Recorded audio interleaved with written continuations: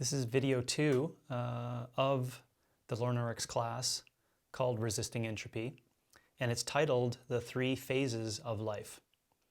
Within this video, I will hope to define resisting entropy, also talk about why it actually does exist in our language, in what we use for cradle to grave ideas and the terminology around moving for a lifetime.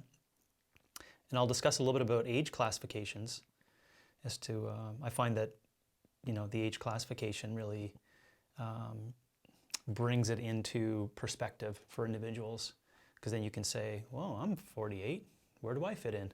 And classification sometimes certainly helps that. And then lastly, talk about in such small detail, but some variations in the phases, some of the differences of those.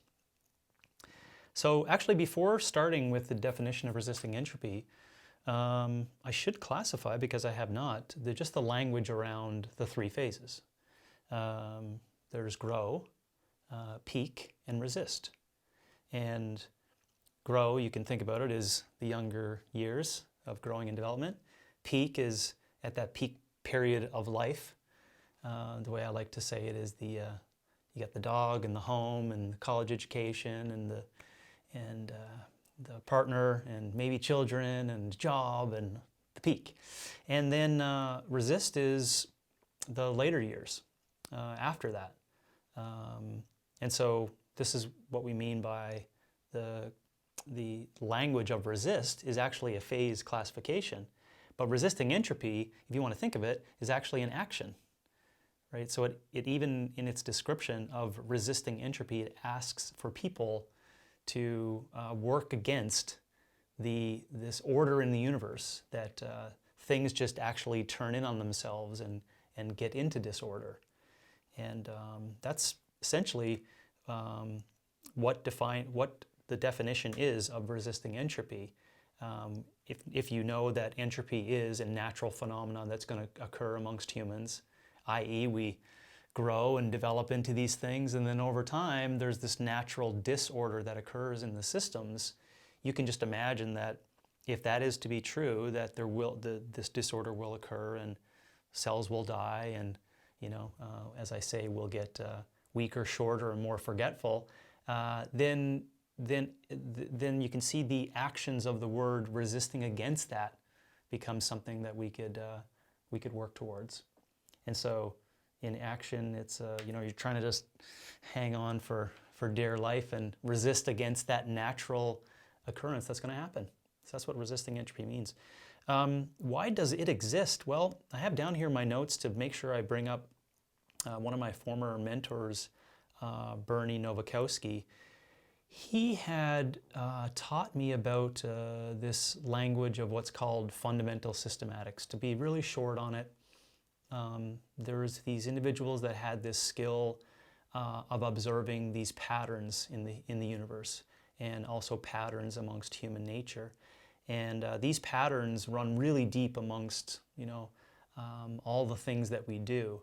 And this language of resisting entropy was always in Bernie's language that he used on a life experience of mastery.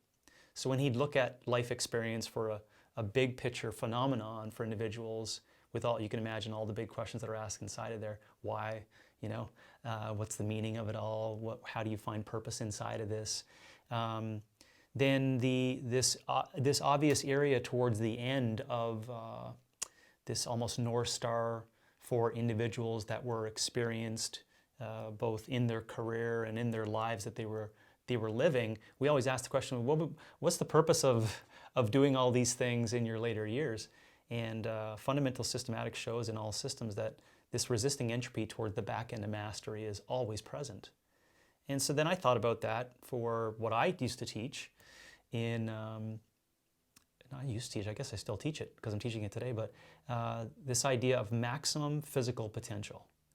That is an individual striving towards being the best version of themselves for their entire life.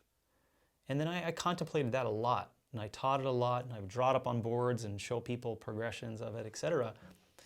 And as I would draw it out, I'd be like, oh yeah, it's on the up and up, and then, yeah, this is great, and then there'd be a down, it's like, oh boy, like, so the way I was looking at it was, you're not always improving, so you can imagine all the things that I got into in my thoughts and the contemplations that I had as I started to write this out, right? Because just remember, I'm trying to teach individuals about this wonderful thing called fitness, where we assume, oh, it's the same for everyone. Everyone just does these things, and it's all on the up and up. It's not all on the up and up.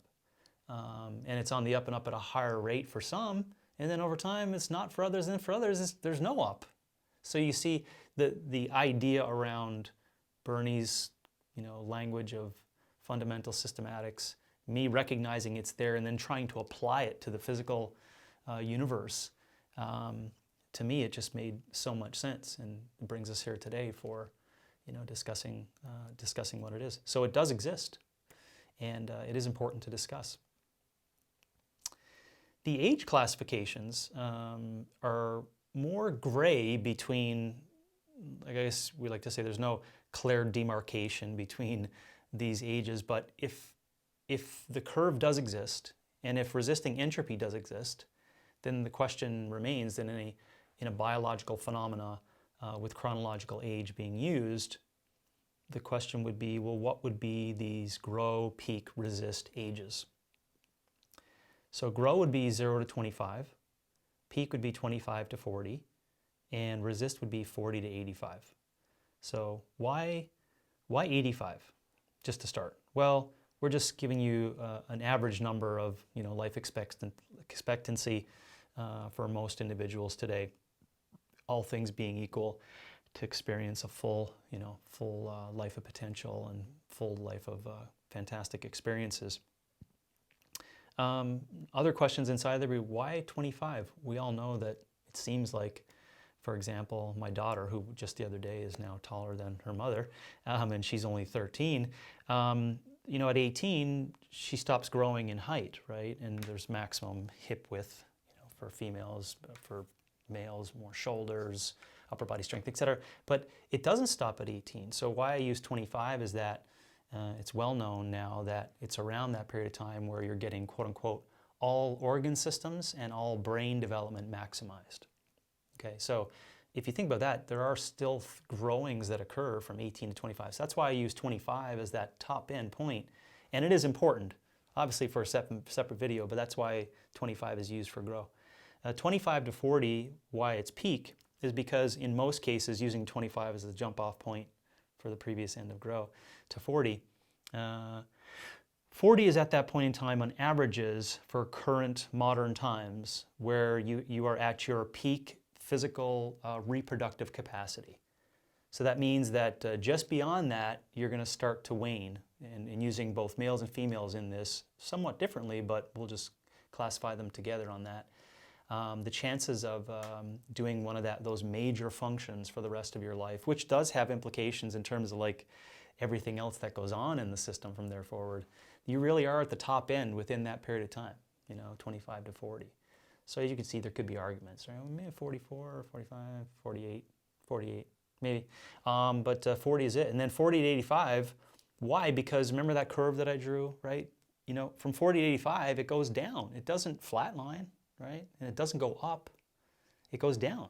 So, and it goes down for the whole time from 40 to 85. So if that's true, you can see why using the age classification certainly helps. Now, I don't know what you're going to do with any anxieties or issues that you have with that. I mean, that's up for you to decide. But and I, by all means, welcome an in-person coffee chat, debate, or argument around the specific ages and things that you may have to give to me to open my eyes based upon that. But otherwise, just sit with it for a bit and see how it helps you organize things. Okay, to be brief and last, for the main variations in these phases, I'm going to give it to you in 3 different areas to be really simple. And the way to think about this, so asking the question, what are the main variances amongst all 3 phases? Okay, and the way that you can start to ask these questions for yourself is to classify these areas of biology, psychology, and sociology. Okay, So just think about it, the physical, the mind, right? And then your connection to culture and the experience of I'm just trying to put it in different language so you can say, like, what are the main differences for that today. And just to be brief on it, just think about the growing one. I love using growing individuals and the differences and the variances between them and resisting entropy. Think of the biological differences, you know, for someone who's 65 years of age versus someone who's 13. Just take a second, you know, to contemplate on that notion, right? I mean, it goes without saying, it's just a tremendous difference in what's happening at that period of time, right? You have this individual at 65 on that end of the spectrum, that end of the life phase, who's done a lot of things. I mean, they've done so many things, they can't remember, you know, a bunch of them. So let's use another example, psychology, right? And I find even this one to be really interesting for what seems like closer ages, right? So someone who's 20 years of age versus someone who's 40 years of age. And think of the psychological difference in that based upon what I said previously. And if you're not, you know, clamming on to what I just meant in terms of that, you know, the human experiences so many things at the top end of their reproductive capabilities. And then during this, let's call it, for today's day and age, post-secondary education, into getting a job, developing a family, etc. But the things that are gained and downloaded from that period of time, comparatively to someone who's at 40, psychologically is a vast difference in terms of what they're capable of doing and also what they quote-unquote have downloaded, right? So again, I'm just using the difference there between growing and peak in the P, right, of BPS, biology, psychology, and sociology, just to show you the differences in that. Now, sociologically, it's almost, I mean, there's books and there's 20, 30 years of books written on this, basically, meaning that it would take you 20 to 30 years to read all the books that is based upon this. But one that's really simple that could highlight this point to finish off and summarize the main variations in the phases. Just think about how our grandparents today deal with current technology and how our 14-year-olds today deal with current technology. That pretty much sums the entire thing up in regards to the sociological and cultural differences amongst phases in current times, right? So I hope just with that brief, you know, way that you could look at, you know, what are the main variances in these phases, take that approach, right? Biologically, how are they different, right? And just observe and look around, maybe think about things for yourself and your own experiences. Psychologically, how are things different based upon their life experience?